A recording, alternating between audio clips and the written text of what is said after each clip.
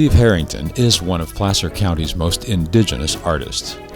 If you want to visit Steve's gallery, studio, shop, and garden full of garden art, it is just a stone's throw from I-80 Loomis or Penryn off-ramps.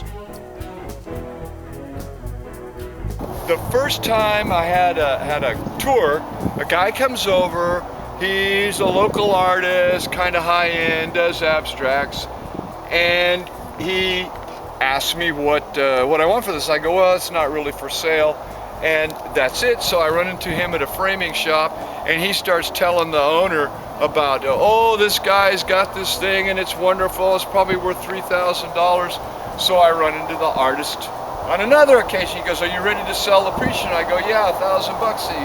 And that was the end of that. So there you go. It's like, yeah, walk and talk, and so I don't care. Actually, the thing I'm proudest of is this, in that I normally don't weld thin, and this is a bunch of file cabinet elements. So I just, I don't know, I like his Bible. He can do the preaching for me.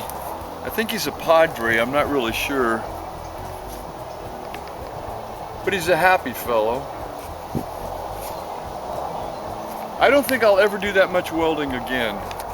That took too much time. Steve, I want you to give us your family recipe for rust. What is it? The family recipe for rust. Okay, off the internet, about 3 tablespoons of salt to a half a pint of, or 16 ounces of hydrogen peroxide, and the third or half a cup of apple cider vinegar. Rust things immediately. Most artists use muriatic acid super diluted. I don't even want to play with muriatic acid. So there you go. There's the secret to the Harrington Rust Farm. Yeah, and I spent so much time making this that I don't really care about selling it particularly. But a friend came over, and I had the ears, but I didn't have nostrils, I didn't have lips, I didn't have the headgear. And he came over and he goes, I really like that, but it needs more face. So Pablo inspired me to build more face, and here we are. This bird deserves more than a little crappy stand, so I built him a diving board. And in the perfect world, he has a nice little fishbowl and maybe a little Nemo, and he's diving in or whatever. But I don't think a lot of people get it without having. People got it when I had a bird bath that I'd made, but somebody bought the bird bath, so now I don't have a place for him to land. But this is what's cool. We had a friend, and this is a rock drill, and this whiskers come off of here. But as soon as I saw the rock drill, I'm going, man, that's a squirrel, that's a beaver, that's a, just, it was like I didn't have to, even though I made a bunch of stuff to accessorize it, the fundamental thing was a rock drill. And what's crazy about it is, this has never left the yard. In fact, it's been within a 10-foot area of here since I made it, and that's like 4 years ago. Because and it comes apart, I'm so old, like this, the head weighs about 60 pounds, so I made him a set of braces, and there you are.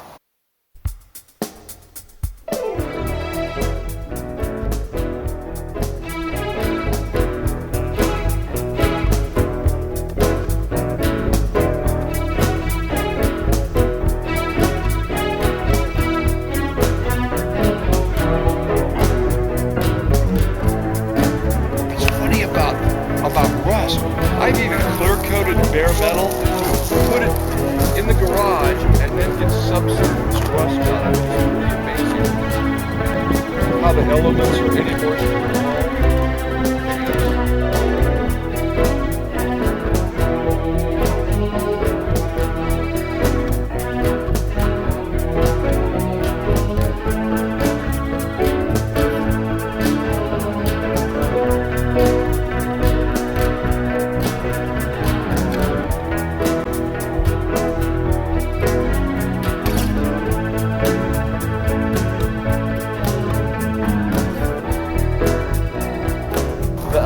My neighbors came over, and he's very much an entrepreneur, and he goes, you know what you need to do?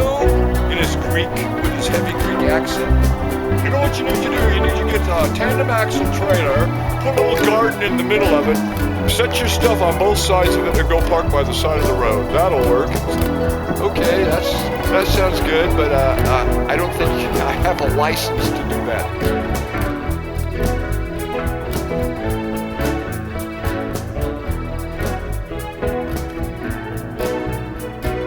It's kind of fun. Here's some mower rakes, hay rakes. Here's a bunch of propane tank collars. Here's a couple of saw blades, a little reflector, rototiller tines, some brackets, another giant propane tank, post hole digger ears. We got a bunch of radiator segments running across here. We got a lady in Horseshoe Bar Estates gave me this funky hammock set and a manufactured tailpiece.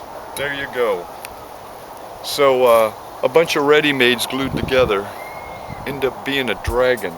What's cool is the dragon actually gets as many people to come in here as having my $162.53 Garden Art Open Studio sign.